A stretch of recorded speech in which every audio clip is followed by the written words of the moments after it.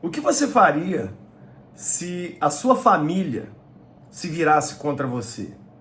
O que você faria se as pessoas que mais deveriam apoiar seus projetos dessem as costas para você? E mais, o que você faria se essas pessoas que são sua família, que são os mais íntimos, não só não te apoiasse, como também ajudasse você a se arrebentar? Qual seria a sua reação diante disso? Desde a primeira família do mundo, a gente vê isso acontecendo. A gente vê na primeira família do mundo um irmão matando o outro. E todas as famílias da Terra hoje são imperfeitas, sem exceção. Só tem uma família que é boa, aquela que nunca existiu. Famílias que nunca existiram são maravilhosas. Não tem defeito nos filhos, não tem defeito no pai nem na mãe, porque não tem nem filho, nem pai, nem mãe. Mas nas famílias que existem, a gente vê situações assim, de não acreditar. Porque uma coisa é um bandido fazer mal para a pessoa. Uma coisa é um inimigo fazer mal para a pessoa. Outra coisa é a própria família se levantar e falar assim: vou destruir você, vou acabar com você, vou matar você, vou jogar fora os seus sonhos, vou trabalhar contra os seus projetos. Como eu lido com gente há quase 40 anos, eu já ouvi muito essa história. Mas quando a gente vê essa história na Bíblia, a gente ainda fica mais chocado. Porque a Bíblia já está nos avisando há milhares de anos que nós teríamos problemas não somente fora da nossa casa, mas até dentro dela. Eu quero falar com você hoje a história de um jovem de 17 anos apenas, que começou a sonhar, a pensar alto. E você sabe o que os irmãos fizeram com ele? O venderam. O venderam. A Bíblia nos conta a história de José. Tinha só 17 anos. Mas ele já sonhava. E ele já dizia: gente, Deus vai fazer coisas grandes através de mim. E ele falava: olha, eu vi todo mundo aqui em casa ajoelhado diante de mim. Eu vi que Deus vai me usar em coisas grandes, poderosas, maravilhosas. E a Bíblia diz que os irmãos de José começaram a ter ódio dele. Ódio. Ódio, ódio, ódio. E não conseguiam mais conversar com ele amigavelmente. Porque ele era o queridinho do papai. Como ele era o sonhador e era o querido do papai, todo mundo tinha raiva dele. Mas até o pai dele, que amava ele mais do que os outros, ficou com raiva dele. No dia que José contou os sonhos dele, o pai dele virou para ele e falou assim: você está ficando doido, José? Você está achando que eu, sua mãe e seus irmãos vamos nos curvar diante de você? Em que mundo você está? E a Bíblia diz então que os irmãos, a partir daí, procuravam uma oportunidade para acabar com José. E um dia, os irmãos tinham ido cuidar do gado em outro lugar, e o pai chamou José, ele era o mais jovem, falou assim: vai lá ver como é que estão seus irmãos. Ele foi, mas ele se perdeu no caminho. E aí ele achou um cara, falou assim: você não viu aí 11 homens cuidando de um gado? Aí o cara falou: eles estão em tal lugar. E José foi. Quando os irmãos viram José chegando lá de longe, os irmãos falaram assim: vamos matar ele.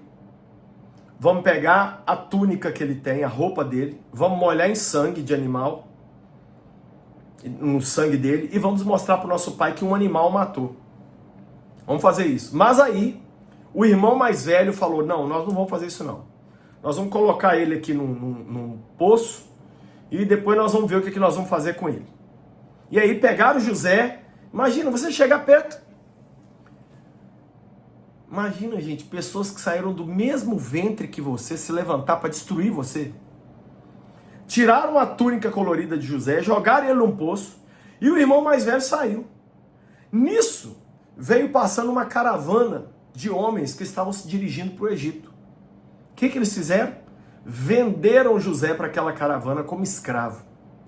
Ou seja, eles ainda lucraram. Sabe o que a gente vê em José? Um exemplo da história de Jesus. Jesus foi vendido também. Foi vendido por Judas e também pelos seus amigos, que na hora que ele mais precisaram, os 11 viraram, né? Um traiu e os outros 11 fugiram. Jesus, então, é esse José do Novo Testamento. E quando o filho mais velho chegou, Rubem, ele falou, cadê José? Não estava aqui no poço. E eles disseram, olha, nós o vendemos como escravo. E aí você já sabe o resto da história. Ele ficou 13 anos como escravo no Egito, passou todas as humilhações, até que com 30 anos de idade, ele interpretou um sonho do faraó e se tornou o vice-rei do Egito. E se não fosse isso, a família de Jacó não teria sido salva, a família dos seus irmãos não teria sido salva e a genealogia de Jesus não aconteceria. Nós simplesmente não teríamos o Salvador se não fosse a história de José.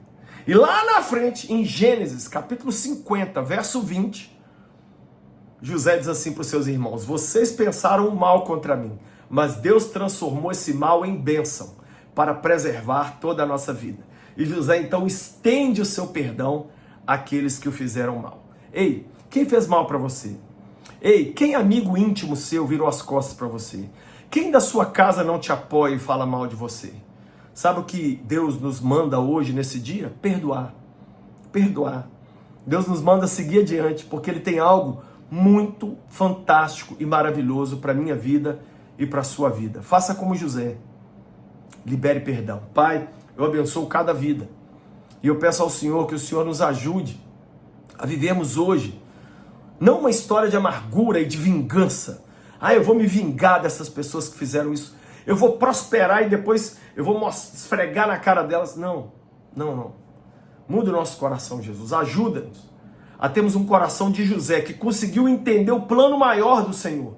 E não simplesmente um coração mesquinho que queria uma vingança. Eu abençoo cada vida. E eu te peço que o Senhor nos ajude a encontrarmos paz com a nossa família e com os nossos amigos, em nome de Jesus. Foi abençoado com o vídeo de hoje? Se foi, deixa um like aí, se inscreve no meu canal, por favor, se inscreva nele, ativa as notificações, manda esse vídeo aqui para muita gente que precisa dele, né? Passa na loja do Lucinho, adquira esse livro Como Flechas.